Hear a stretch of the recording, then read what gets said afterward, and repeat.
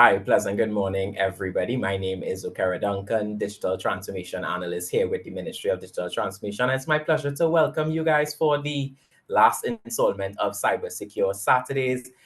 Welcome to everybody in the access centers who are attending in person, and of course, our online attendees here on the Zoom platform. Of course, as you know, Cybersecure Saturdays is the initiative of the Ministry, of Digital Transformation in commemoration of Cybersecurity Awareness Month, where every Saturday we have these expert-led workshops on different topics and domains within the theme of cybersecurity prepared for you guys. So today's session is going to be on Cybersecurity 101 and child online protection. And we do have a representative here from TTC Cert who will be facilitating this session today. So you'll hear much more from her and from TTC Cert very soon. Of course, usual house rules as we observe every Saturday. Mute your microphones, respectful communication in the chat. I know the chat is very much always active, so respectful communication as always. Remember to stay engaged and participate as much as you can and avoid distraction. So this goes for persons in person as well as online as well. For the persons on the Zoom platform, reminder as well to change your name. So change your name to your real name or the name that you would have utilized to register for today's session. That is important because it affects your certificate. So if you have iPhone this or Samsung Galaxy this, we're not going to know who you are. So change your name on the Zoom platform if it's not your actual name or the name that you would have used to register for today's session. All right. So without further ado, I'd like to welcome Ms. Kirie Roop Singh, who is a Policy and Research Associate with the Digital Security and Tech Unit at the Ministry of Digital Transformation to deliver some welcome remarks. Kirie, over to you. Good morning, everyone. Thank you, Kara. A warm welcome to everyone joining us, whether you're here in person, participating online, or watching the recorded session later. I'd like to extend a heartfelt thank you to the Ministry of Digital Transformation, our Minister, Senator the Honorable Hassel Bacchus, and our Permanent Secretary, Mr. Belfon, along with our key cybersecurity partners, for giving us the opportunity to host this exciting series of workshops every Saturday in October. A special shout out goes out to our amazing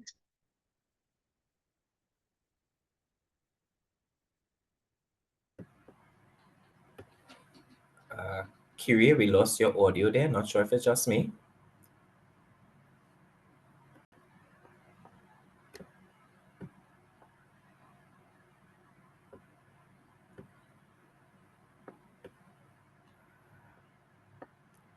Hi, Kirie. Kirie, are you hearing me? Okay. All right, guys, minor technical difficulties. Kirie, are you hearing me?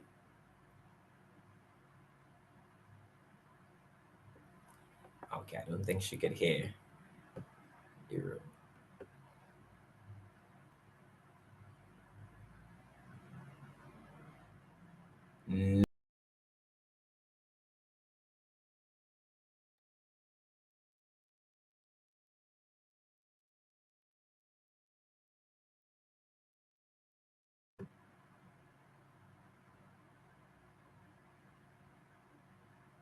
No.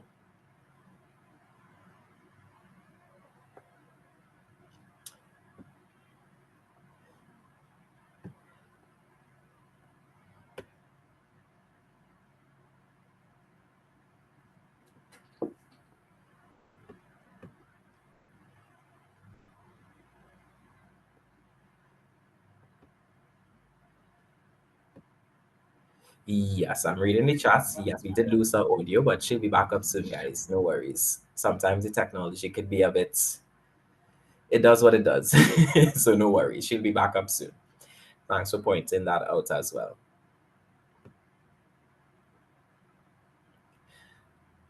Alana, I hope we have not. I don't think so. We haven't. How's it going, guys? You're hearing Yes, me now? I'll Kirie. Okay, great. All right, great. I'm not sure which part was cut off from, so I do apologize, everyone, for that. Yes, I think you may have to start all over. We didn't hear. Oh my goodness gracious. My apologies, everyone. Okay. Thank you for that, Okera, and for everyone for their patience. A warm welcome to everyone joining us, whether you're here in person, participating online, or watching the recorded session later. I'd like to extend a heartfelt thank you to the Ministry of Digital Transformation, our Minister, Senator the Honorable Hassel Bacchus, and our Permanent Secretary, Mr. Corey Belfon, along with our key cybersecurity partners, for giving us the opportunity to host this exciting series of workshops every Saturday in October. A special shout out goes out to our amazing staff, especially those from the Access Center, for being here today to support and serve their communities. This marks the beginning of an important initiative in cybersecurity, and we're eager to hear your thoughts and feedback so that we can continue to improve how we deliver these sessions. As a token of appreciation for your participation, attendees will receive a certificate for each workshop they attend. We just ask that you stay engaged and take part fully in the experience. We also ask that you change your name to reflect the name that you used when registering for this workshop. The ministry encourages everyone to stay cyber aware and keep informed on how to protect yourself in the digital world. Through these workshops, we hope to promote the good usage of the access centers. By this time next year, we aim to reach even more communities and potentially expand our efforts. The ministry also requests that any individual who is interested in being briefly interviewed by a representative of the Office of the Prime Minister, Ms. Hilaire Murray Jeremiah, to kindly leave their name in the chat. At this time, I'm excited to hand things over to our final partner to kick off today's workshop, the last of 4 in this series. But before we dive in, I'd like to take a moment to introduce the Cybersecurity Incident Response Team, or the TTC SIT. The government of Trinidad and Tobago, through the Ministry of National Security, established the TTC SIT in November of 2015. It is dedicated to enhancing the nation's cyber resilience by addressing and managing cyber threats effectively. It strives to safeguard critical information infrastructures and ensure a secure digital environment for all stakeholders. TTC SIT is committed to maintaining the highest standards of cybersecurity to protect our national interests and ensure the safety of our digital landscape. And now, without further ado, I'd like to invite Ms. Janice Joseph to share the topic for today's workshop. Janice, I now pass the floor to you. Thank you very much, Kiri, for that great introduction, and good morning to everyone joining in on Zoom. To those of you at the Access Centers, how are you all doing this morning? Let me know in the chat. I know that you all would have attended 3 sessions before over the last few weeks. So what I want to know before I go into my presentation is, what have you guys learned so far, whether it's a word that stood out to you, whether it's a phrase, it could be a sentence. So let me know in the chat, what have you guys learned so far when it comes to cybersecurity, right? Because we want to make this session as interactive as possible. It's not just about me coming to communicate, but I want to hear from you guys as well. So let me know in the chat what you guys have learned so far and some of the things that stood out to you guys. Think before you click. Norris Ferguson says, think before you click. That's a great one. Let's see what else we have. Can't be too careful. Think before you click, right. Be vigilant at all times. Rachel White said this. Learning about how to make your password safe, right? Look out for scam messages. Be more vigilant, right? So we have some cyber warriors and cyber defenders over here, right? There are threats everywhere, so you should always be diligent, from Frederick Reed. Okay. Don't access public Wi-Fi. Okay, good. Beware of your digital surroundings, right? So all these are good answers. So you guys are definitely on the right path when it comes to staying safe online, right? So we have built some cyber warriors and cyber defenders over these past 3 weeks. So let me move on now to actually getting into the presentation. So I'll share my screen with you guys.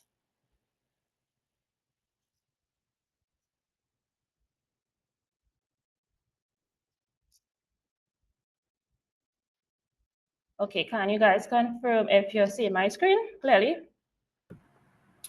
Yes. Okay, great. Thanks so much, Okera, for that. So first things first, on today's agenda, I will be giving you guys a brief overview of the TTC CIT and some of our functions. Then we would go through an introduction to cybersecurity. We will look at the importance of cyber, some of the common threats, and how we can protect ourselves online. And last but not least, we would go through. Sorry to disturb. I don't know if it's just me. I'm not seeing it in presenter mode just yet. Okay, hold on 1 minute. Okay, how about now? Not yet. Yeah, we're seeing your main screen where you can see all these slides on the left hand side, but we're not seeing it in presenter view just yet.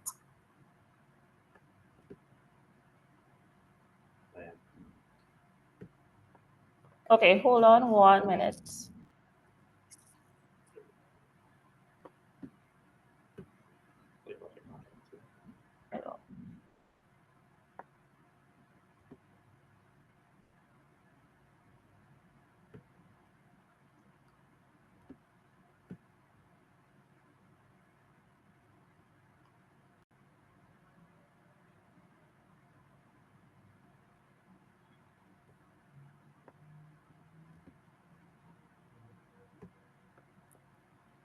While we wait, everyone, I'll just use this opportunity to say that questions and answers will be facilitated at the end of today's session. So feel free to leave your questions in the chat, or you could private message them to me on the chat as well, and I'll try to get as much questions as possible answered once we wrap for today. So kindly leave your questions in the chat.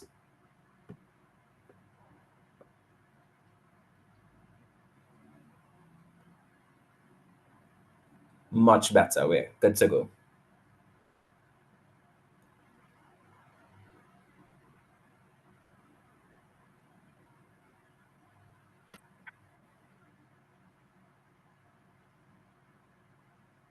Okay, so we're good to go now, right? Yes, solid. Okay, great. So just the startings off, I'd just like to go through the agenda with you guys. So first and foremost, I will go through a brief history of the TTC CIT with you. Then I'll go through some of the functions and services that we offer. Then we'll go through an introduction to cybersecurity. Then I would go through why cybersecurity is important, highlight some of the common threats, and then we will look at how we can protect ourselves online as well as look at child online protection. So about the TTC CIT. So the TTC CIT is based administratively under the Ministry of National Security. The TTC CIT was one of the units implemented under the National 2012 Strategy. Like I said, we became institutionalized in 2015 and we began operations 2 years later in 2017. So over the last year or so, we would have streamlined our functions into two main areas. So we have incident response on one side, and on the other side, we have proactive risk exposure management. So I would go through the different tiers of services that we offer when it comes to incident response. So in terms of incident management, we usually go into an organization and help to investigate and analyze a cyber attack, as well as contain the cyber attack and eradicate and recover in terms of their data. In terms of technical guidance and technical response, this really depends on the comfort level of the organization at hand. So most of the times we see the private sector coming to us for technical guidance because in most cases, the private sector organizations would want to maintain internal control over their mechanisms, right? Or over their operations. In terms of technical response, this is where government ministries and agencies would contact the CIRTs and we would come in and help to eradicate and remediate threats or any risk associated with a cyber attack. In terms of the proactive risk exposure management side of things, this is where we actually do the work to prevent the incidents from happening in the first place.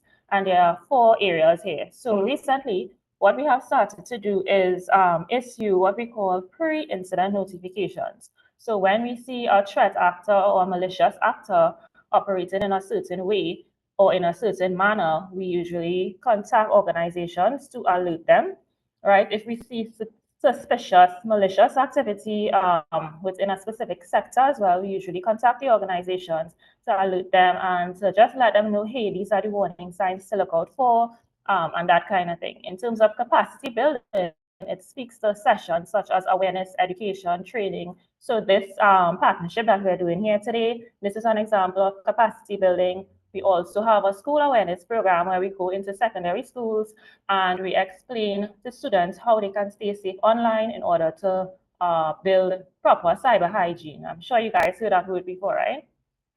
But we'll also look into what is cyber hygiene a bit lower in the presentation.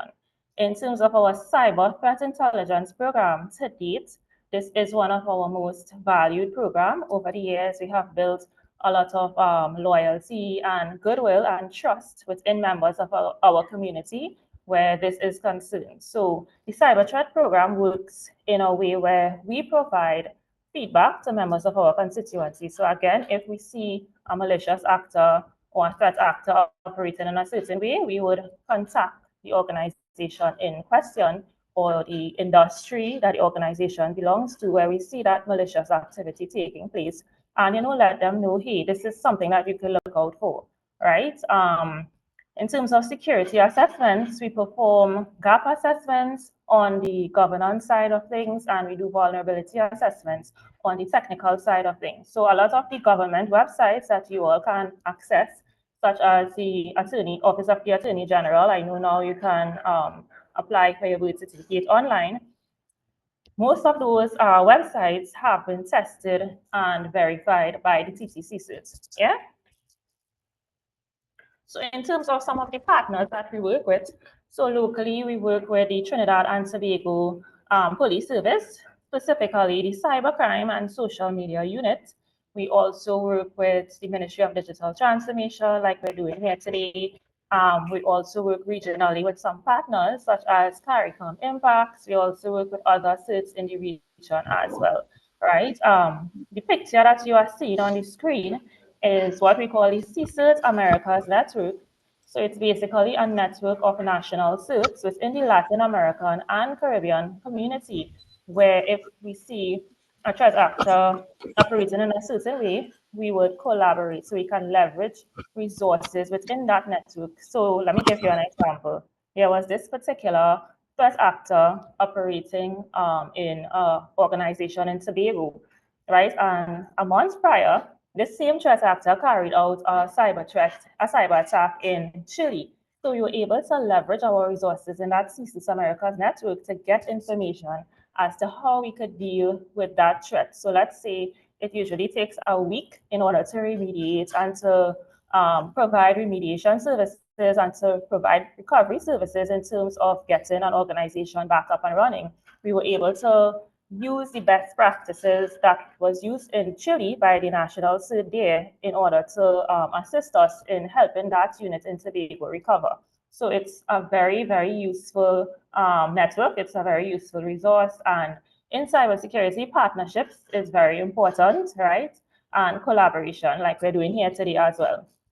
In terms of international partners, again, we also work with the UK Foreign, Commonwealth and Development Office. We also work with the United States Department of State. Currently, we have a working group where we are discussing building capacity. We are getting technical assistance as well, and we're also working on cybersecurity legislation with the US government. So it's a partnership with the US government and the TT government as well.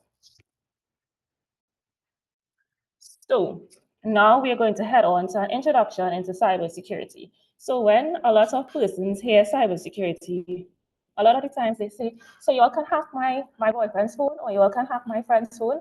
But cybersecurity is more than just hacking somebody's phone, right? So before we even jump into the definition of what cybersecurity is, first we will look at what is cyberspace.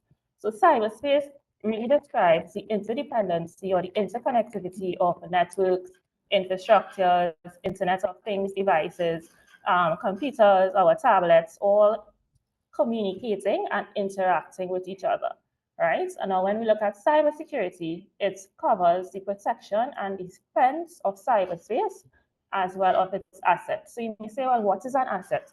An asset can consist of your hardware, so like your phones, your tablets. It can also consist of software, so the applications that you use, Microsoft Word, right, PowerPoint, and your data. So that's the information that you have stored on your computer system. In terms of an attack, we always hear that word attack associated with cybersecurity. We hear it in the news, it's becoming more prevalent each and every day, right? So when you say like what really is an attack is really an action that exploits or it takes advantage of a weakness in a system, yeah?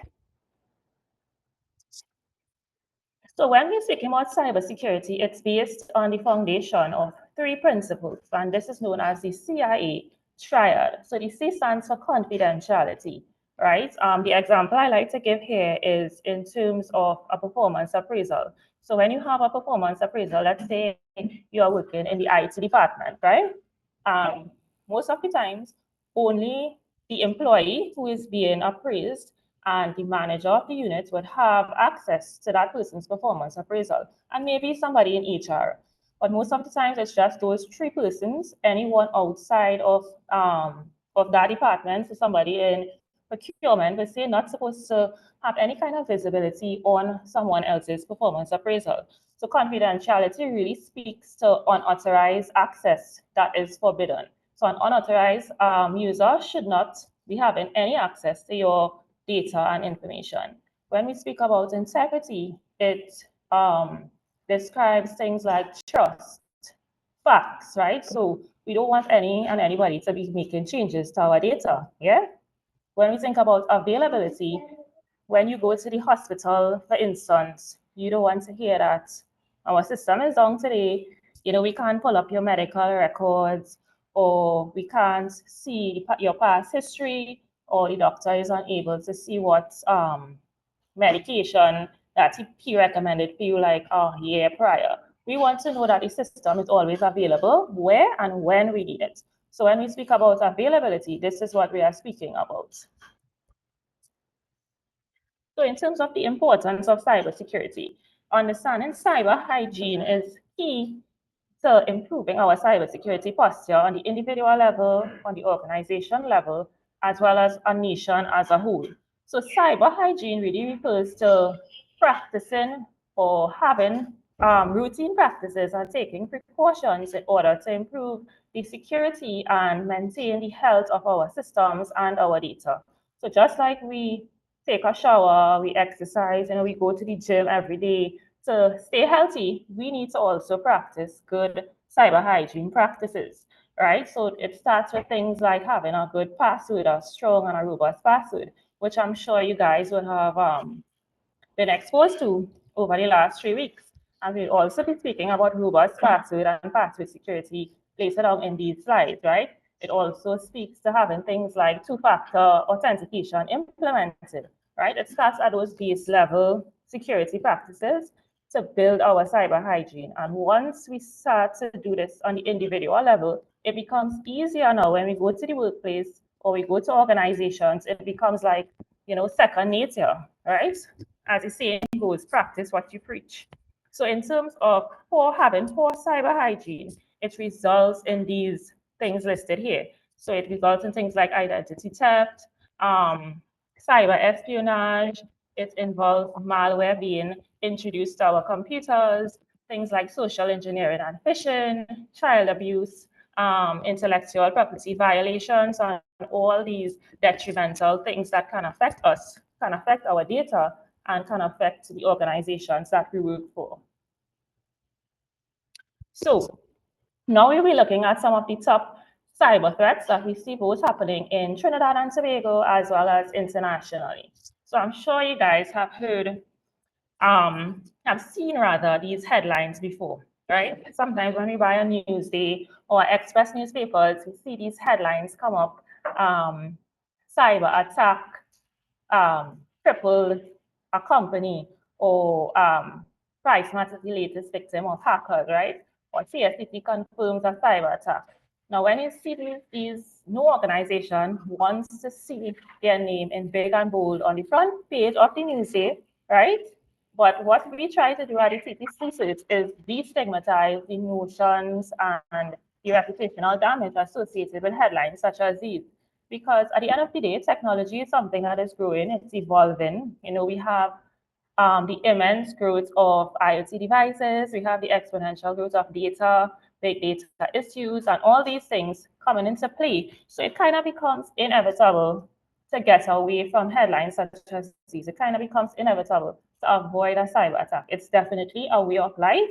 And instead of, like I said, instead of bashing these organizations or saying that, hey, they didn't have things in place or they didn't have proper cybersecurity measures in place, what we need to do is encourage cybersecurity reporting. So when an incident like this happens, you know, report it to the TTC CIT. I would share some of our contact information at the end of the slide, right? Because when you share these information with us, we are now able to make more informed decisions. We are now able to inform strategy and policy to prevent these attacks from happening in the first place. And there will always be some level of risk. We could have, you know, the strongest password, we could implement two-factor authentication. At the organizational level, we could have firewalls and antivirus software, but there's always some sort of risk involved, right? But what we try to do is limit the impact of the attack. So for example, we have seen instances where organizations were not able to operate. They had to literally turn away customers. They had to literally turn away clients, right? We have seen instances where payroll couldn't function, accounts was affected. So when we speak about cybersecurity, it doesn't only affect IT or the IT professional or the IT team. It affects everybody in the organization, from HR to procurement. So at the end of the day, cybersecurity is an enterprise risk. That's how we refer to cybersecurity as an enterprise risk, right? Because it involves all levels of society, individuals as well. So when we speak about malware, malware really refers to software designed to infect your computer.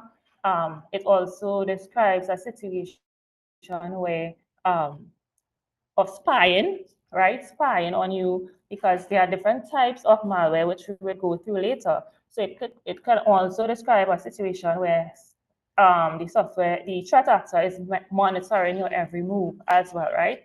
And it disrupts the normal operation of services.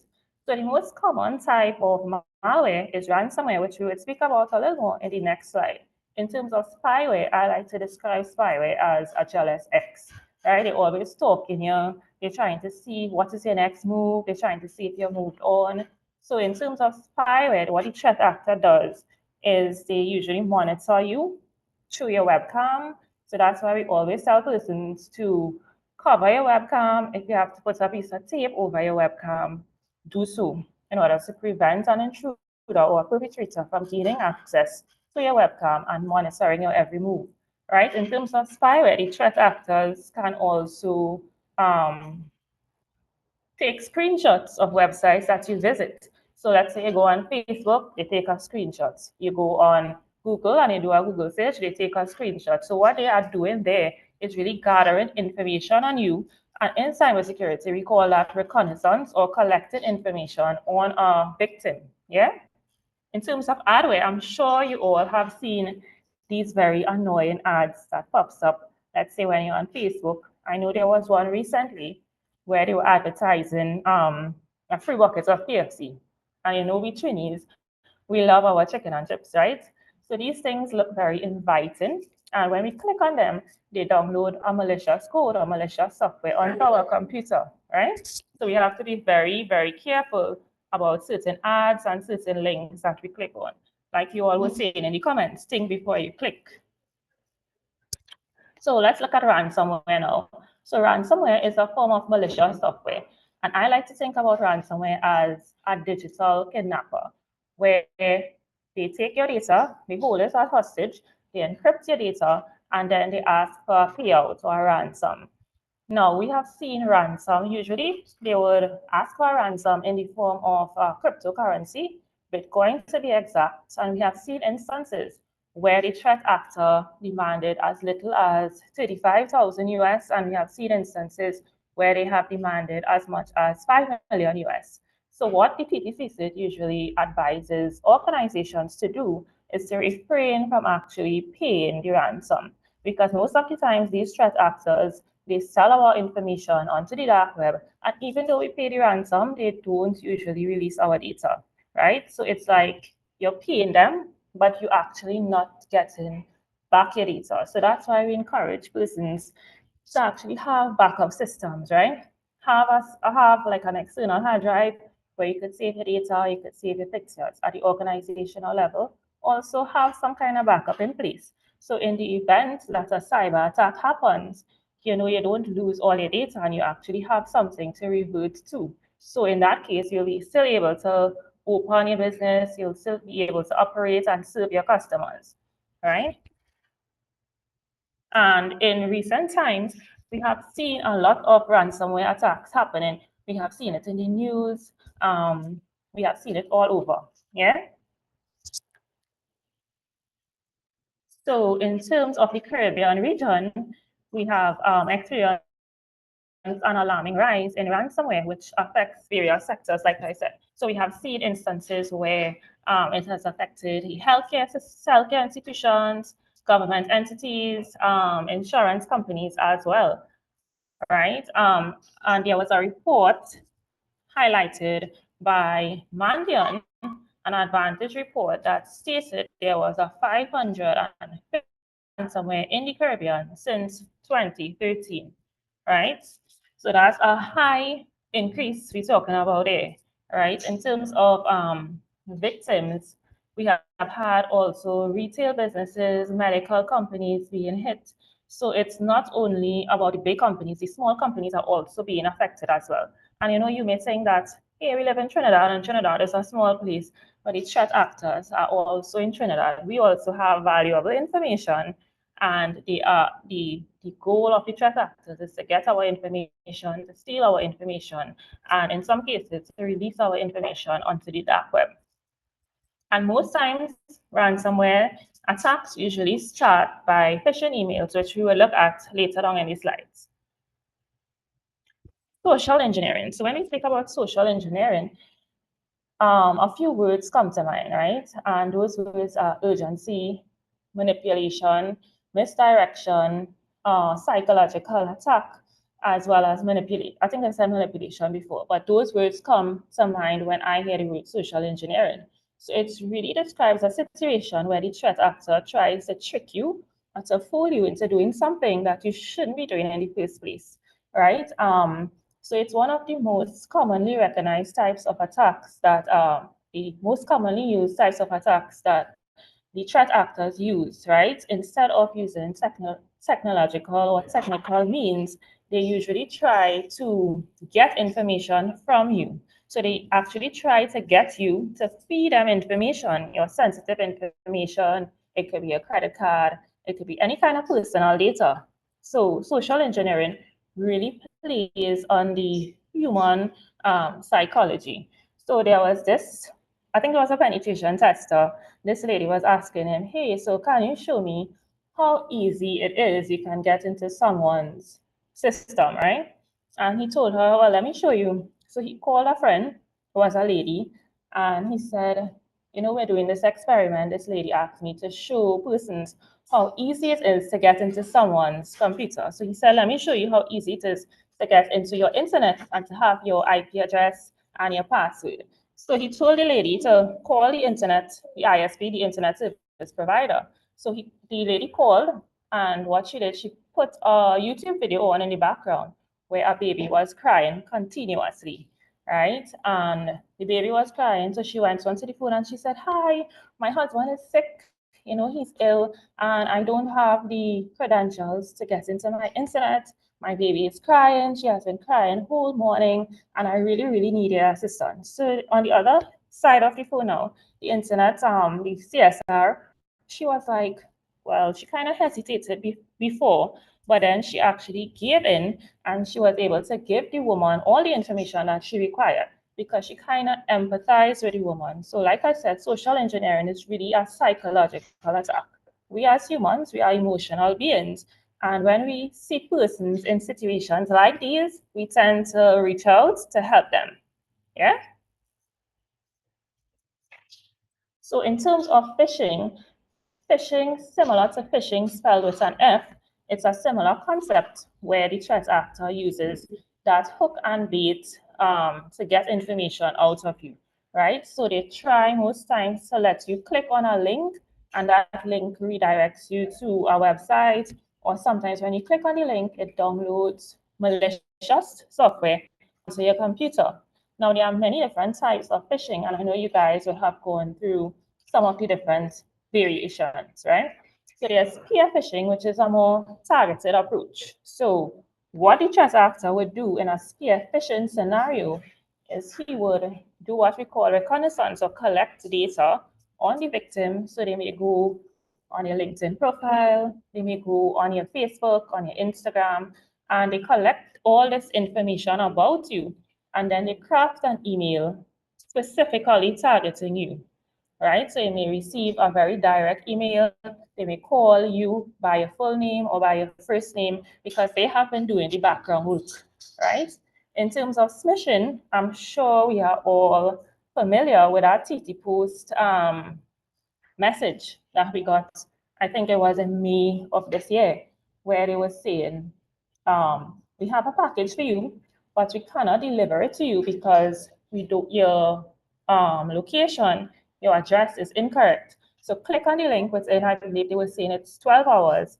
And once you do that, you would have your package delivered to you, right? And most of the time, phishing emails, they want you to act urgently. So in that case, with TT Post, they told you to act within 12 hours, right? So they kind of make you not think before you click, like some of you guys were saying, right? Because most of the times we get an email and we are in the middle of doing a report or sending another email, and we just click on the link.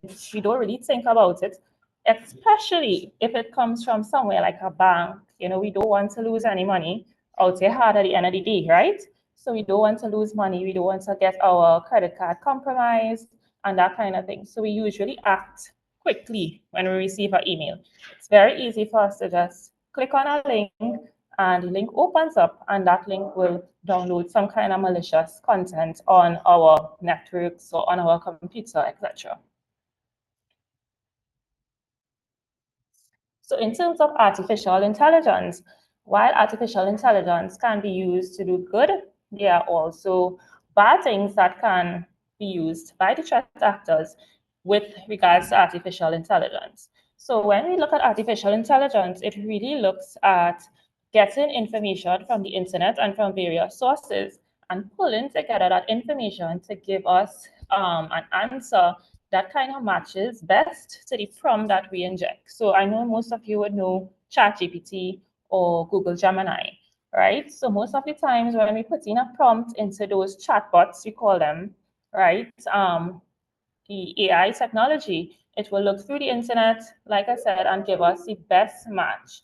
But with AI, there are no legislation in place to manage how data is handled. So we don't really know what these chatbots are doing with our data. We don't know how they are being stored as well. So that's something we have to be really, really mindful of, right? And in terms of the threat actors using the AI for malicious use, there's something called deepfakes. I'm sure you guys heard about it before. So it basically speaks to a scenario where you can use an artificial intelligence tool to create which creates or mimics your mannerisms. It mimics your voice. So it can really look as if an authoritative figure, most times, or an influencer or a person with some kind of power actually said something, but in truth and in fact, the person really didn't say that. So I'll give an example. There was this guy, he was in the tech industry, and he was looking at a video with Elon Musk, right? And this particular video, it came across a reputable news media network, right? So everything looked legit. Like I said, it was a legitimate news website he was looking at it on. And what they were basically saying is that if you invest a certain amount of money in cryptocurrency, at the end of the year, you would get back a greater percentage. So this guy said everything checked out. There was a QR code to scan. He scanned the QR code. He went onto the website. The website, all the T's were crossed and the I's were dotted. The website looked legitimate. Everything was looking, good. And this is a tech guy. This guy is involved in cryptography and stuff like this, right? And imagine he got caught in a scam like this because the guy who was speaking actually looked like Elon Musk. It looked like Elon Musk was talking and inviting persons to invest in this cryptocurrency campaign. But really and truly, it was a deep fake, right? So it's something we have to be mindful of again. Even the tech persons could fall victim to something like this. In terms of improper code, sometimes when we create code within like a chatbot, it can inject improper code or malicious code within a legitimate code, right? In terms of prompt injections, usually when we put in a prompt into a chatbot, like let's say ChatGPT, sometimes the hackers can actually hack the corpus or the body of knowledge of the chatbot. So when you think you are getting legitimate and relevant and reliable data, it's really a threat actor that's feeding the chatbot information, and it's usually misleading information that will misdirect you, and it's usually inaccurate as well. So when we are using ChatGPT and Google Gemini, we have to be always very careful of these things. At any point in time, a threat actor can actually gain access, and they can actually be manipulating and exploiting the body of knowledge of those chatbots. In terms of supply chain attacks, so this is something that we have seen that is on the increase, right? And it really speaks of a situation where an organization purchases, let's say, a firewall from a vendor. It's usually like a third-party vendor or a partner. And somewhere along the lines between when they order the item to when it's en route to the customer, a perpetrator or a threat actor is able to intercept that device and put some kind of malicious software on it. So when you bring in back your device, when you finally get your device now and you're bringing it into your organization, that device has already been infected with malicious software, right? So we have to be very careful that when we buy new products at the organizational level, that we actually do what we call isolation, or we put it on a separate network apart from our mission critical systems, right? Because there was this, I'll give you an example. There was this particular customer, they ordered a firewall, and I believe there was a delay in shipment. But when you hear delay, you're not really thinking anything critical would happen. When they got the equipment and they were installing it, as soon as they install it, right, all their systems crashed because a malicious threat actor was able to gain access to the device prior to it reaching them. So somewhere along when it was being shipped, the threat actor was able to put the malicious code onto the device, right? And everything basically crashed when they introduced it to their environment. So things that you all can do to prevent this from happening, like I said, isolation. If when you buy the equipment and in terms of the shipper, they say, hey, it will come on, let's say November the 1st. The first comes, you don't see anything. The second comes, you don't get an email to update the shipment. Call them, pick up the phone, give them a call, see why it is being delayed, see what's really happening, because you never know who could intercept your device and what could be happening before your device actually gets to your organizations. So when we look at misconfigurations, the first thing that comes to mind is outdated devices and software. So I know most of you would be aware of the software updates, right? A lot of our phones, it usually does that automatically, but for some of us, we actually need to go into the default settings and turn on that option, right? And I know a lot of the times, a lot of us like to put it off because there's actually the little box that says remind me later. A lot of us like to put that off, and then a day passes, we don't update it, another day passes, and we just forget about it. But it's very essential to update our phones as well as our laptops and our devices, because these updates contain what we call patches or fixes, and they fix vulnerabilities that we spoke about in some of the first slides, vulnerabilities or weaknesses in the system. So when a vendor realizes that there is a vulnerability or weakness in his or her device or software, they usually release those patches, right? And those patches, what they do, they really help, like I said, to fix those bugs. So it's very, very important. I can give you guys an example. So there was this critical national infrastructure organization that they would have received a ransomware attack, right? And when we went in to do our checks, the initial, everything checked out, the software was updated, the devices were updated. But let's back up prior to, like, let's say a month before. They would have received an email from the vendor stating that a software update was released and they should patch the weakness or the flaw or the vulnerability immediately, right? So as soon as possible. They did not do that. Instead, the day in which the patch was released and the day which it was actually implemented or applied was a 6-day period. So you may be thinking here that, 6 days is not a lot, because there have been instances where organizations didn't do patches in months or years and nothing ever happened. But in this case, this particular vulnerability was high on the list of the threat actor, right? They realized that it was an easy way in order to enter the organization system. So as soon as that patch came out, they were looking to see what organizations didn't actually apply the patch. And what happened is they were able to actually get into the system of that particular organization because they did not apply the patch immediately. So within that 6-day period, they were able to um, establish a persistent connection on the network of that particular organization. And when you have a threat actor in the system or in your network, they could do either one of two things. They could sell the access that they have in your network, which is through an access broker, or they can, when they're ready to do their commerce, right, they could actually deploy a ransomware attack, or they could also carry out a cyber espionage attack, right? So we have to be very mindful about updating our software in a timely manner, because had they implemented the patches that same day that they got the notification, they probably would have been in a better situation today, right? So that's it for software updates and updating our devices.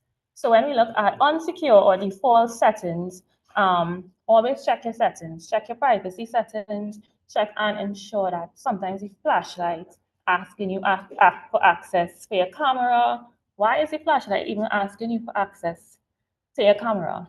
Right? The purpose of the flashlight is to provide light in a dark time or in a situation where you need it. Right? So always make sure that what your app's asking you permission for is actually warranted. Yes? So in terms of data leakage, the example that I like to give, back during the COVID-19 pandemic, there was this travel pass application issued by Jamaica. So, most citizens or persons traveling to our country would have to actually apply via the airport, and they would have to submit their passport information as well as a negative COVID-19 test result in order to get into another country. So Jamaica had one called Jam COVID, and this app was so improperly secured. Even my little baby cousin would have been able to access their website, to access their application. And in this case, over 2,000 persons' passport information as well as medical information was leaked and sold on the dark web, right? So in terms of data leakage, it's something that's very real and it can happen to anyone. Bring your own device or removable storage media improperly configured remote working technologies can also lead to data leakage. So I know some organizations, not all, they may have a bring your own device policy where you bring your laptop or your tablet into the organization. But when you do so, you don't know who is bringing what device into the organization. That person may not even have an antivirus software on their devices, right? So when you introduce that device to your network, you stand to expose your network to vulnerabilities or weaknesses, right? So there was this particular example where this lady, she brought her son to work, right? Normal thing that happens, especially within the July, August vacation, during Christmas vacation. And the child wanted to look at movies. So she gave him her laptop and he went onto a website, an illegitimate website that had malicious software to look at his movies. He downloaded these movies, and when he downloaded the movies, he also downloaded the malicious software onto the computer. So later now, when the mom was looking for her office files to do a document, right, she was wondering, well, why my file's not here? Why am I not seeing my file? So that malicious software that was downloaded onto the computer, when the child was looking at the movie, actually encrypted her data and she wasn't able to access her data. So that bring your own device policy, what we usually recommend to organizations to do is to have a separate network for persons to connect their devices to and to have another network for your mission critical systems. So in the event of compromise, right, there isn't any kind of contamination of your data. In terms of hacking, so if you guys look closely at the screen, the picture on the screen, it shows the Ministry of National Security, which was hacked, I think in 2016, I believe, all right, by a threat actor. Now, hacking really speaks to an outside person gaining access into your network or into your system. So most of the times when we think about hacking, we think about the typical guy in the hoodie behind a computer in a cafe trying to gain access into someone's system. A lot of the times when we see free Wi-Fi, right? It's usually a hacker luring us to connect a free Wi-Fi system. And when we connect to that free Wi-Fi, they usually get like a backdoor into our system or into our phones to actually get access to our information, whether it's credit card information, whether it's banking information. And most of the times, the goal of the hacker is really to get some kind of financial gain or to get access to our information, right? So when you guys see that free Wi-Fi pop up, don't be too quick to say, oh, free Wi-Fi, I don't want to pay digital, or I don't want B-Mobile to take my money to get a data plan. I'm going to connect to the free Wi-Fi. We have to think twice, we have to be mindful because it could be the network of a threat actor that you're actually connecting to. And again, it's also a form of social engineering to trick persons into revealing sensitive information like your password and usernames as well. So in terms of shoulder surfing, so in Trinidad, we call shoulder surfing macroing, right? Where persons, they stick in their nose in places that it doesn't belong, right? So this usually happens in crowded areas like in airports, right? So sometimes, I don't know if you guys, for those of you guys who travel usually in GFK airports, if you're traveling with JetBlue, they always make their customers line up in an area and it's just so crowded. So you're waiting on your plane and the place is just so crowded, person standing up over your shoulder. So in those kind of scenarios, you have to be really mindful when you put in your password or your PIN because somebody could always be looking over your shoulder to see what password you're inputting. And when given a chance, they could actually go and input that password or PIN and get access to all your information, all your messages, all your data. So it's something that has been on the rise. And it's something that we have to be, again, on the lookout for. In terms of oversharing and geotagging, so we live in the age where everything we want to post on social media, it's our birthday, we post this on social media. We quick to take a picture to post on social media, right? Because we want people to know that we fly out. We want people to know, hey, that we in New York, we now touchdown in Panama or wherever the case may be. But geotagging could be very detrimental to persons, not only from a cyber perspective, but also in terms of letting people know your whereabouts. Because if I post a picture and say, hey, I'm in New York, the bandits also looking at my profile, especially if my profile is public, right? And when they see, here I'm in New York and I'm not home, and they know I live in, let's say, Rio Claro, they know that I'm not home, so they could actually break into my home, right? It's an opportunity for them to break into my home and steal my stuff, right? Also, in terms of human trafficking, in certain countries, if you post, hey, I'm in a certain country, if that country is known for human trafficking or human trafficking is prevalent in that country, there could be persons waiting to just kidnap you, right? As soon as you touch down. So it's something that we always have to be careful of when sharing information online and on those social media websites to not always share the actual location, right? There was this girl, she was celebrating her birthday, like all of us, right? So she took a photo at the restaurant she was in, but her credit card was actually on the table and she wasn't aware that the credit card was on the table. So she took the photo with her family, the credit card facing upwards on the table. She posted it to her social media. Then she went home the night and she took a photo in front of her home, right? And her home address, well, the house number was being displayed in the background. So again, you have her credit card information from the picture. Now you have her house number. By the time she was home, she got a call from her bank stating that a threat actor had gotten access to her banking information and her credentials were compromised, right? Because they were able to get, well, of course, her name, because her name was on her profile. They were able to get her birth date because she posted, I'm celebrating my 30th birthday in New York City. So one time they have her birth date, right? They have her credit card information and they have her address. So it's something we really have to be careful of what is in the background or what is being displayed in the background of our photos. Even when we're at work, we have to be careful.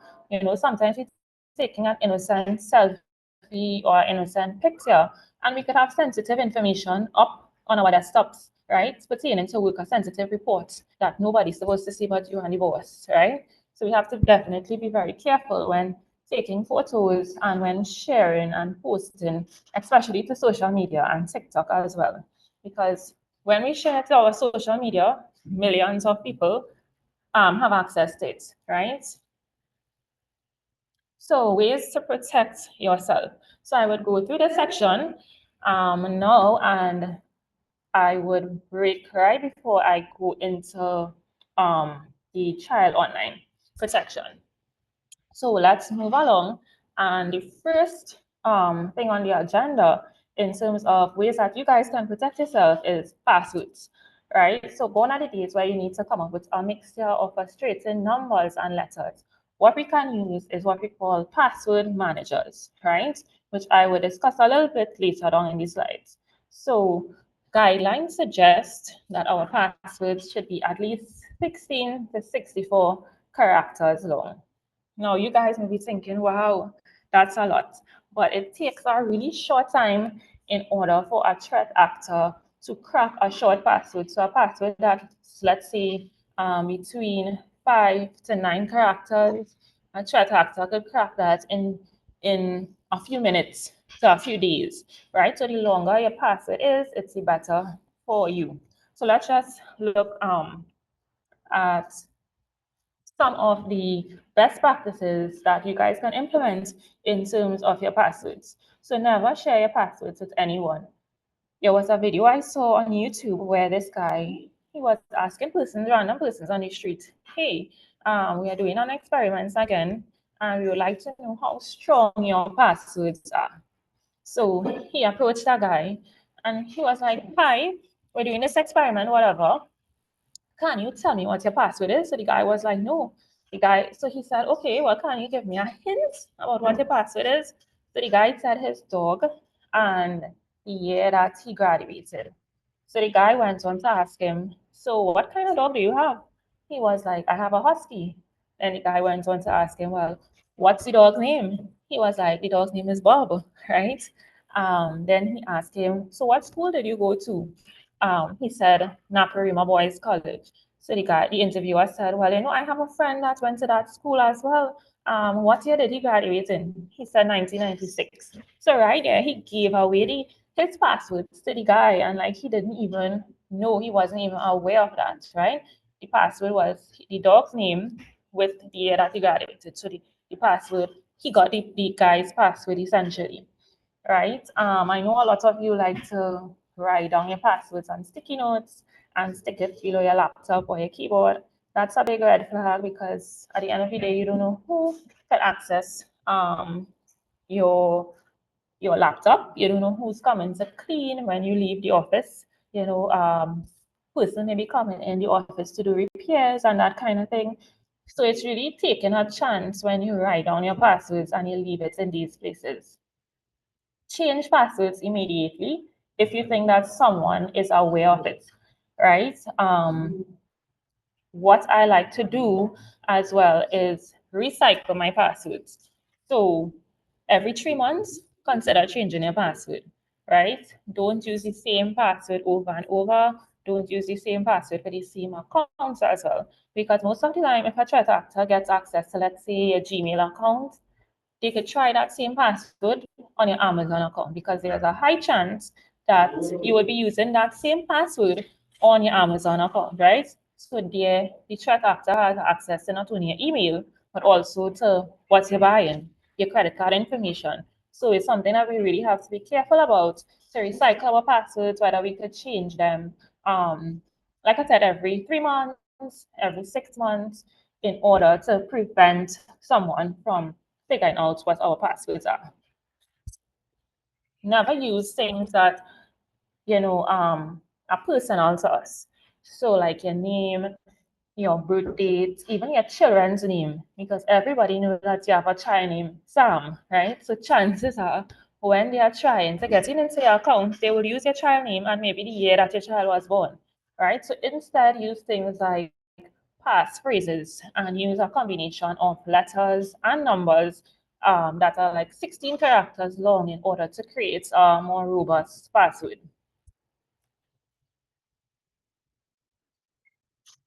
And in this slide here, it shows the different levels of passwords.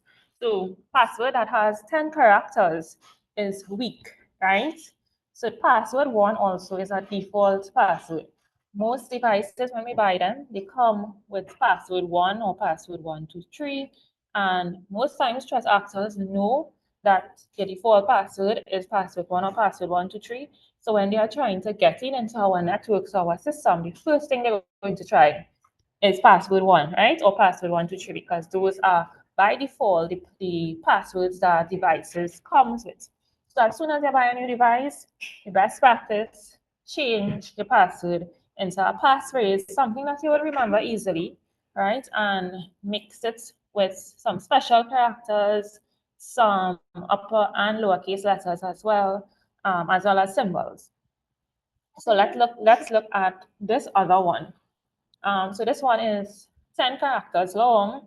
It's fairly a little bit more secure, right? But still, the hackers, once they put in some good enough work, they will be able to crack it, right?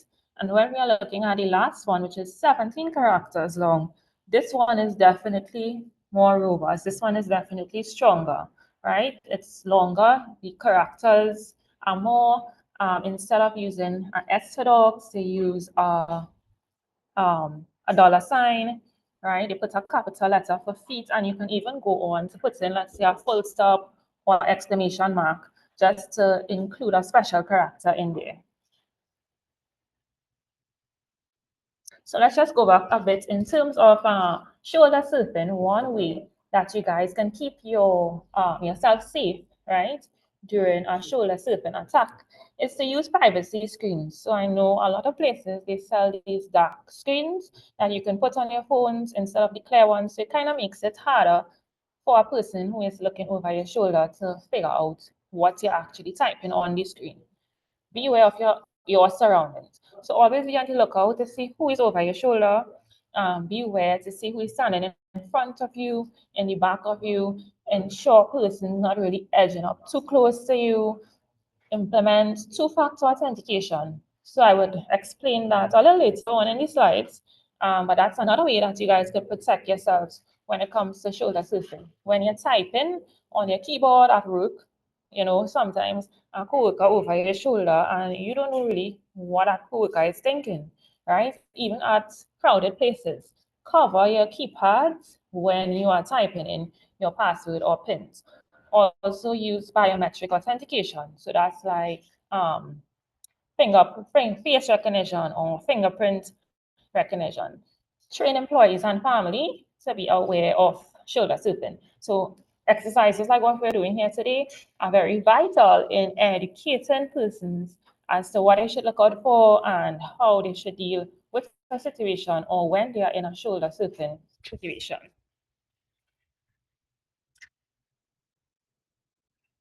So password managers. So I mentioned before that instead of, I know a lot of us have a lot of accounts. We shop online now. We have access to Amazon, Fashion Nova. We have our emails, so like Gmail, our work email as well. And it may be kind of difficult to manage all of these passwords that we have to remember. So what we usually recommend here is to use a password manager. And these are some options. We have Bitwarden, LastPass. So what they do, how our password manager works is there's a master password that you use, and then you add your various accounts into the password manager, and it kind of remembers your password. It also suggests strong passwords that you can use. So it kind of makes it easier for you at the end of the day.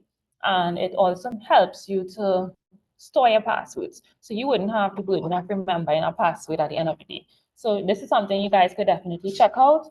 And you could also take a screenshot of this so that when you have some free time, you can go through the list and see which one best suits you or best works for you. So this site called Have I Been Pwned is a great website to check to see if your email has been compromised. So all you have to do is go up to the website. It's https://haveibeenpwned.com, or you could do a Google search. And when it comes up, what you can do is input your email address, and it will tell you if that email was compromised and when it was compromised. So I have tried this before, and I believe I think I got my email compromised in 2016, I believe, when I was using Canva as well. So Canva is one that usually pops up really frequently. So all those digital creators and small businesses that utilize Canva, that's actually an app that comes up a lot when we input our emails in this Have I Been Pwned website. So definitely check it out after, guys, and see if your email has been compromised before. So in terms of phishing, some of the best practices here that you guys can implement when you see a link, like a lot of you said in the chat, think twice before you click. Chances are, if it's too good to be true, it isn't true, right? So let's just go back to the TT Post mail.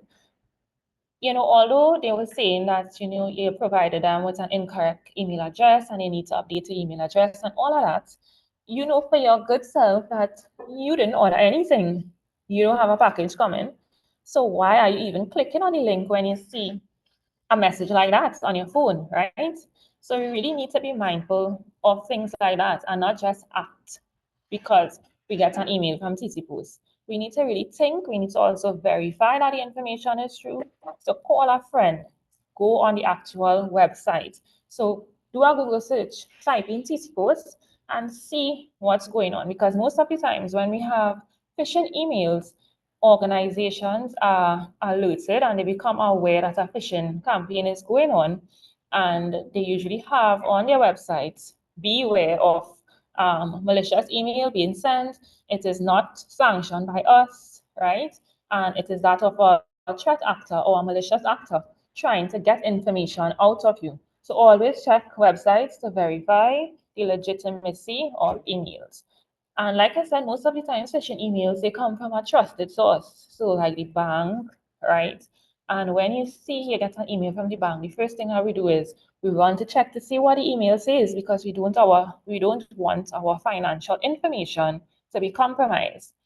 But always double check, call somebody, text somebody. In terms of those of you who are working, contact your IT department, contact your help desk, your help desk persons in your organization. Let them know, hey, I got a shady email. Can you verify if this is true or if this may not be true, right? So always double check and verify. So how to spot a phishing email, right? These are just some best practices like I was going through. So don't click on any links. Don't click on any attachments that you don't recognize. Don't send any kind of personal information. So don't share your bank information with anybody who you don't even know, right? In terms of the do's, what you could do, attempt to determine whether the communication is genuine by contacting the sender. So like I was saying, do the Google search, reporting the phishing email. So contact your IT provider or your help desk persons, use email filtering tools, and these could be done at the organizational level, especially in order to prevent phishing attempts from happening. And most of all, delete the communication. So as soon as you spot a phishing email, delete it, or you could take a screenshot first, so you could verify with your IT department or verify with a friend, and then delete it from your phone or your tablets or whatever device. So in terms of multi-factor authentication, I like to think about multi-factor authentication as a layered form of protection.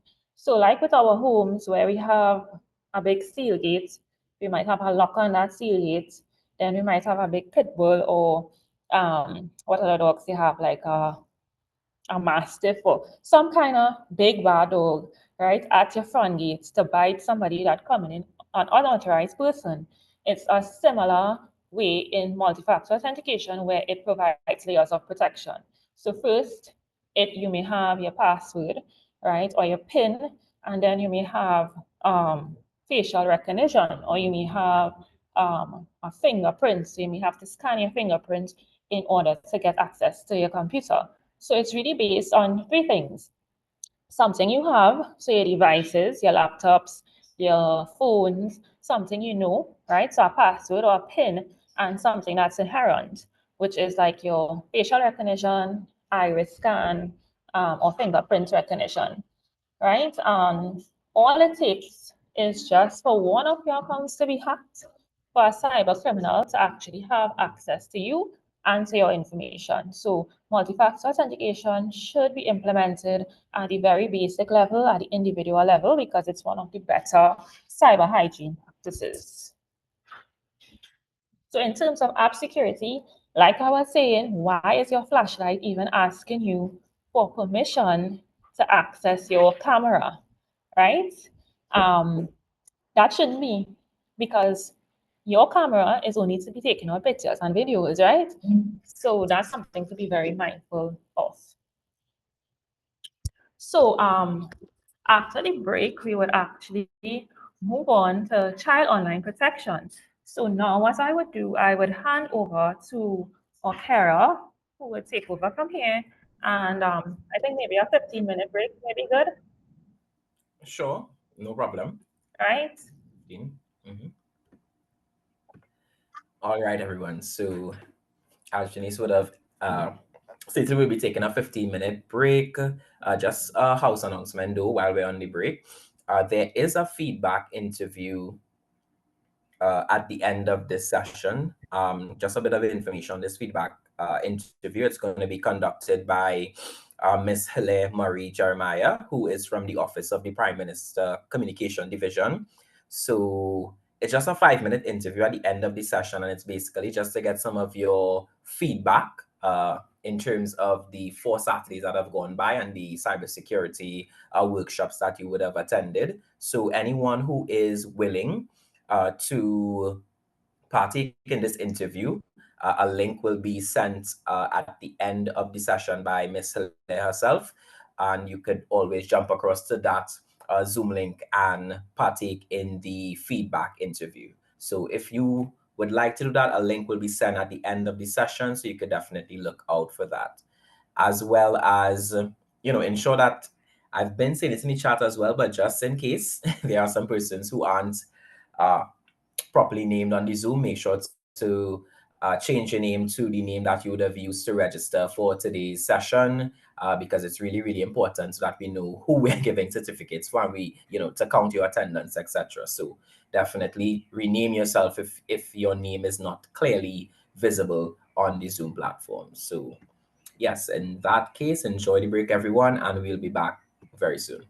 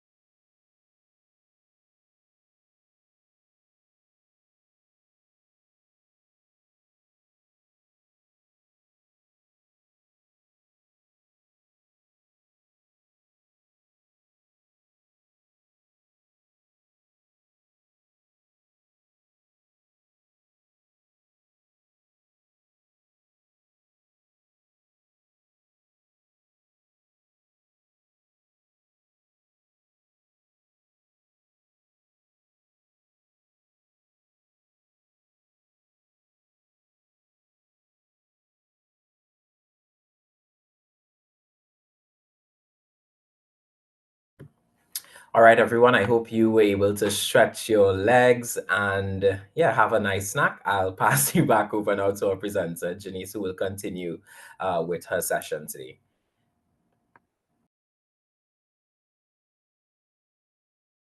Hi, everyone. So welcome back. I would share my screen again with you guys.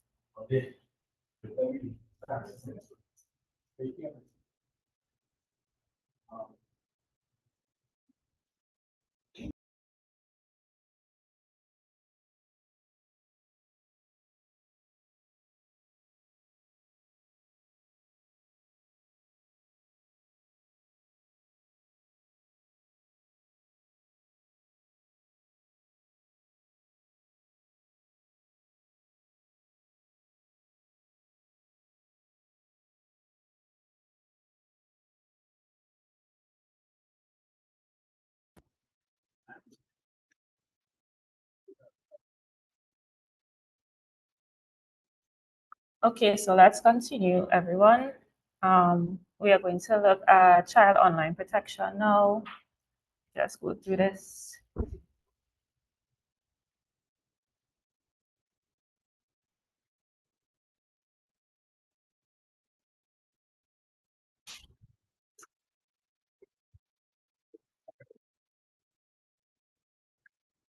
Okay, so in terms of child online protection, there are two main concepts associated with cyber bullying and cyber grooming, right? So first we'll look at cyber grooming.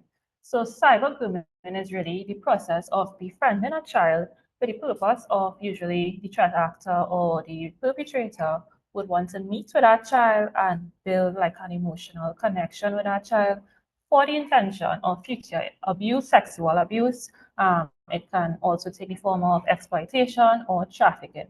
So usually these perpetrators would approach a child via, like, let's say, a chat on Facebook, and they would, introduce themselves to that child in a very casual manner. So they would ask certain questions like, what's your name, what's your age, what are some of your hobbies, because they try to gain trust from that child. So it's something that we have to be very mindful of, and it's definitely on the rise.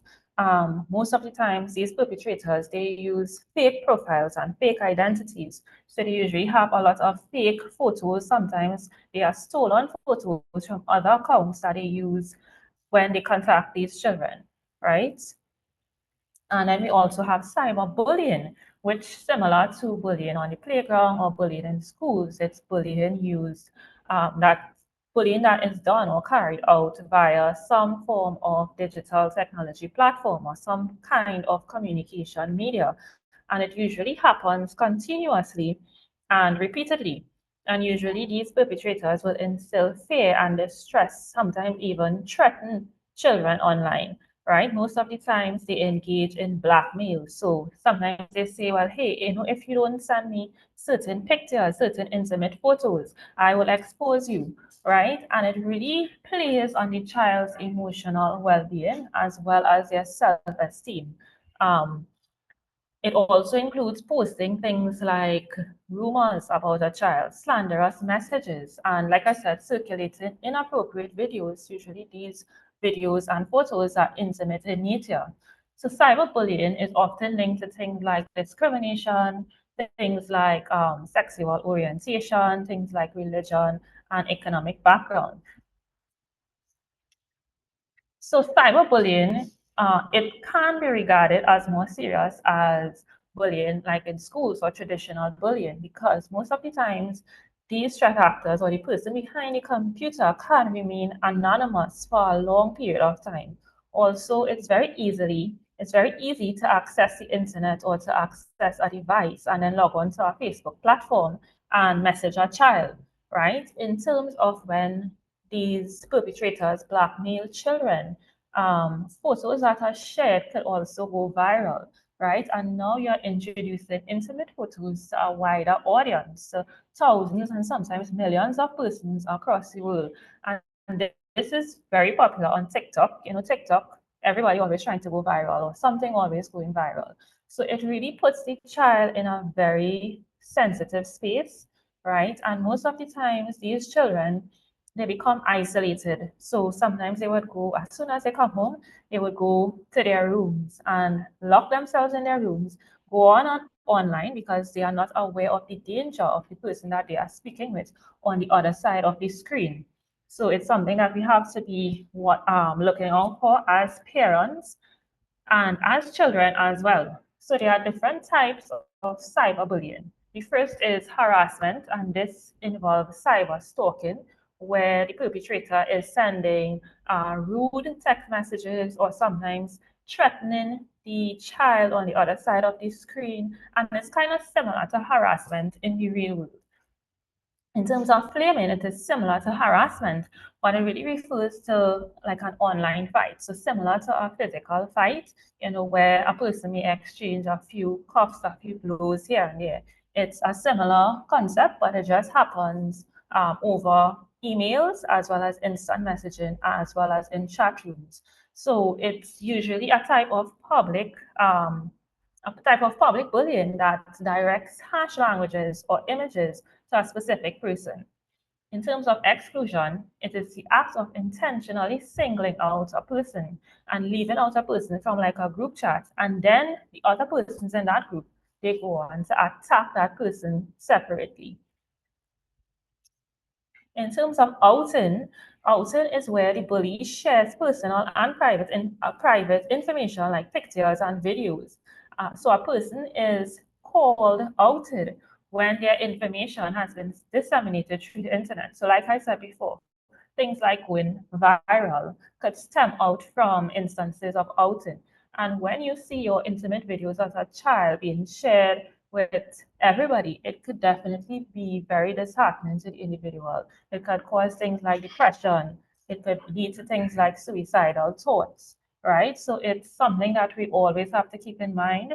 We always have to monitor what our children is doing, and we would go through some of the ways in which parents can detect cyberbullying if it's happening to your child, and we'll also go through some of the ways you as a child or as a person, if you are experiencing cyberbullying, some of the things that you can do.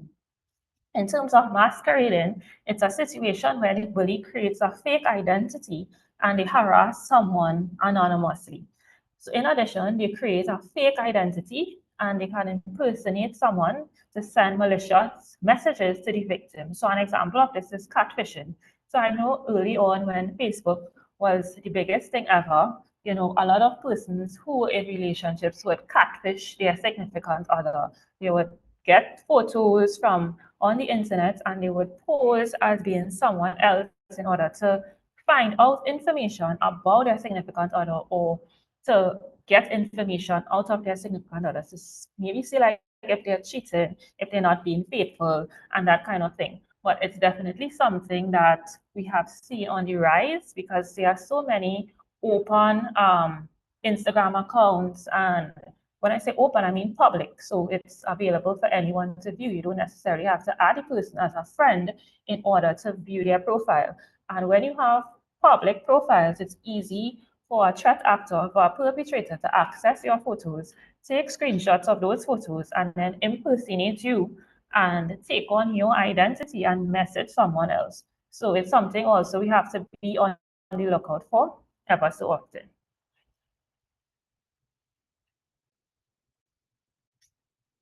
So ways to protect children online. So the first is limit privacy settings. So on social media platforms, like I said before, there are settings to have a friends only to only share certain information and photos with your friends. Most of the times, a lot of persons have public profiles, but for a child really shouldn't be having a public profile. A child should only be friends with those people who are in their circle, maybe their peers at school, and that's it, right?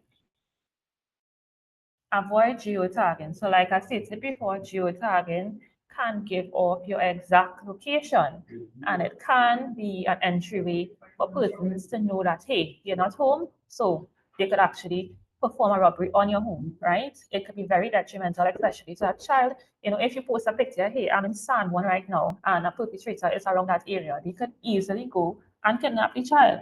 So definitely encourage your children as well as yourselves not to tag the locations. If you want to share, let's say 2 days later, so let's say in a particular location today, you could probably share, well, yesterday I was in so and so, but don't share it in the moment. Don't share it instantly, because geotagging could have a lot of very severe consequences, both to children and to adults.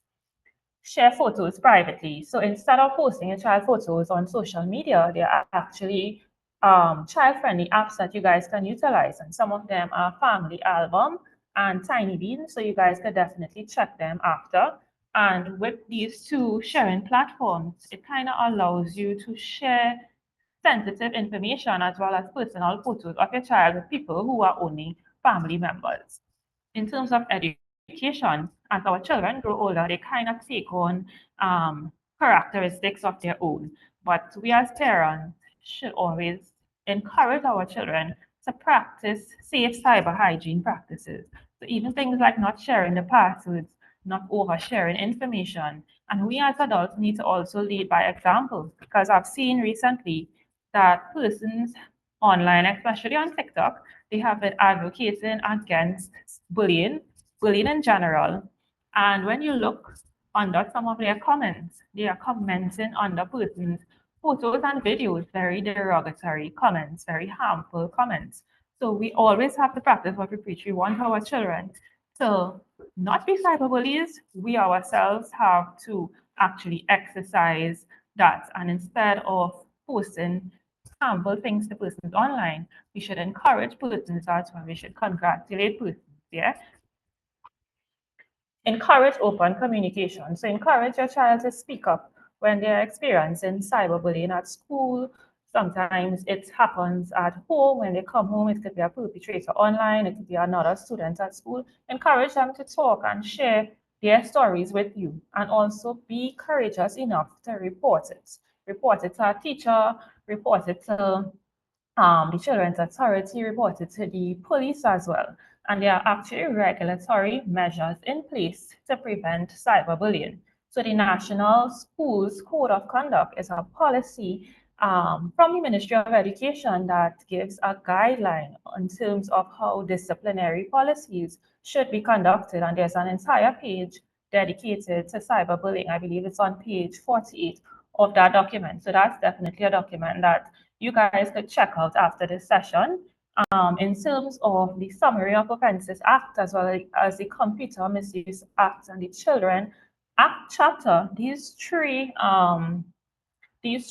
regulatory policies, they actually have things in place that children or persons who engage in cyberbullying can actually be held liable. So these are things that we have to be mindful of. There are consequences to our actions, and we can in fact get in trouble with the law for both traditional bullying as well as cyberbullying.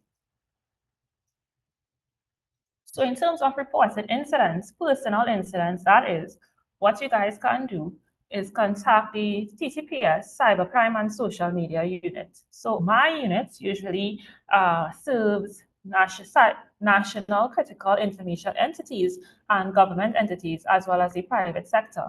However, if you have a personal issue, the unit to contact is the Trinidad and Tobago Cybercrime and Social Media Unit. That unit is well staffed and well equipped with police officers specifically trained in the technology department, in the cybersecurity department, to investigate certain attacks. And if that attack is a crime, they would take their investigation and deal with the perpetrator as how they see fit or based on the laws. All right, so this is the contact information here. You guys could actually take a screenshot of this slide. So if your Facebook is hacked, if your child, like I said, is experiencing cyberbullying, feel free to reach out to the police service. So this platform called Get Safe Online, it provides a lot of great resources for individuals, for children, as well as for businesses in terms of best practices for staying safe online. So this is another useful tool that you guys could check out. It's Get Safe Online Trinidad and Tobago, and it's actually a partnership with one of our UK partners, the UK Foreign and Commonwealth Office. And like I said, it has a lot of content, so it's definitely something to check out whenever you guys have free time. So that actually brings us to the end of the presentation. Make sure you guys are following us on Instagram. Our Instagram handle is tt.csirt or CSIRT for short. And you all can also contact us via email. The email is on the screen, and definitely check out our website. We have a lot of very useful resources on our websites. And we actually have a brand new website. So when you all go on, you can leave your feedback and that kind of thing. So I really thank you guys for staying tuned to this presentation. I don't know if you will want to take questions now. Hi, Okay, yes. Yes, thanks so much, Janice. Just want to say that this was an amazing presentation. I was very much engaged throughout, and I like the relatability of your examples and stuff. I do have a question here. I have a few questions. So first and foremost, I have a question from Gavin Benjamin. He wants to know, how do persons who only have access to one device benefit from or use two-factor authentication? how they can benefit from two-factor authentication. And most of the times, accounts are usually synced.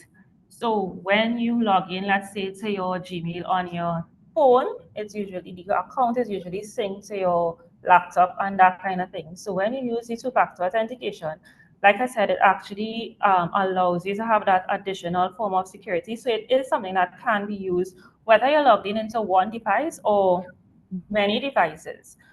It's really how you set up and program your phones or your devices. Okay, nice. Thanks so much, Gavin. I hope that answers your question. There's also another question from Mario Diaz. He wants to know, besides double checking, and I think this was related to the phishing examples that you gave, he wants to know, is there a proper way to report these phishing attempts? Is there a proper way to report these phishing attempts besides double checking? I guess with the company's websites and stuff to see if information was posted there. Okay, I think I would turn over this question to my colleague who would provide a better answer. Sure.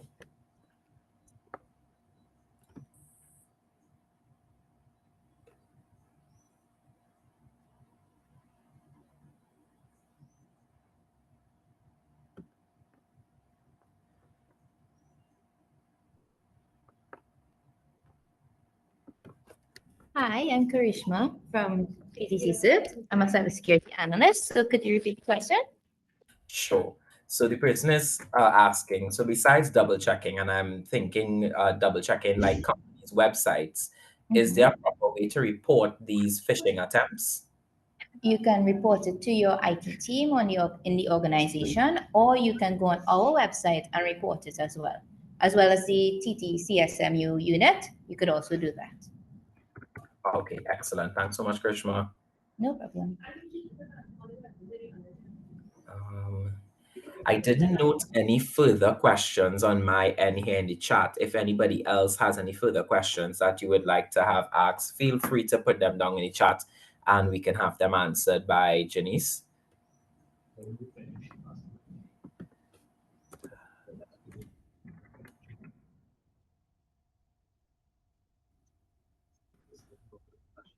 So let me look at the chat. I'm not seeing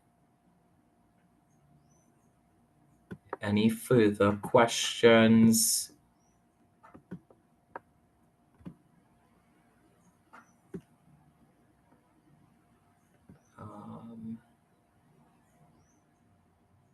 Okay, June, I hope I'm not butchering your name.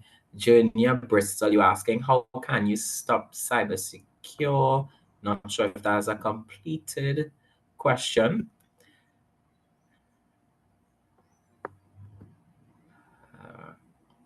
All right, I think everything was rather clear today, Janice. I'm not seeing much questions at all. I think, which is not a bad thing. I think the information was straightforward and very clear.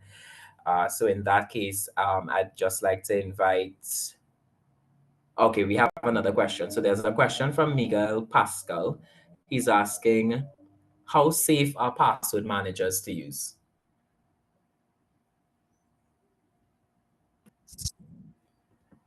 Hi, so me again. Password managers usually encrypt your password, and they also use a randomized way.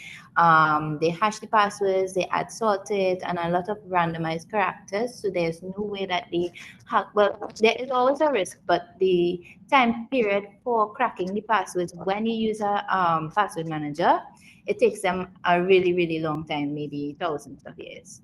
So that's why we use password managers, because they use forms of encryption to hide your password from an attacker. Okay, excellent. Thanks so much. Any further questions? If we have no And further Okara, questions, just to clarify, in terms of encryption, it's really a way of scrambling the passwords so that anybody wouldn't, just understand. So it's a very secure manner in which we can use. okay, and there's a follow-up question related to password manager. So Sarah is asking, have there been any instances where apps that manage passwords like LastPass ever been hacked?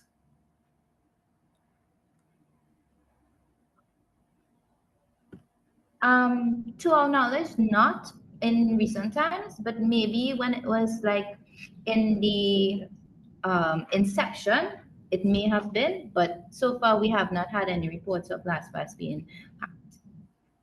Okay, excellent. All right, so at this point, I'll pass on over to Ms. Kyrie Rupsing, who will give closing remarks on behalf of the ministry. Thank you, Okera. As we conclude our Cybersecurity Saturday workshops organized by the Ministry of Digital Transformation in celebration of Cybersecurity Awareness Month, I want to extend heartfelt gratitude to our presenter from TTCCID for the insightful presentation that was delivered today. The comprehensive information you shared is incredibly valuable and essential to equipping our participants with the foundational knowledge needed to navigate today's digital landscape.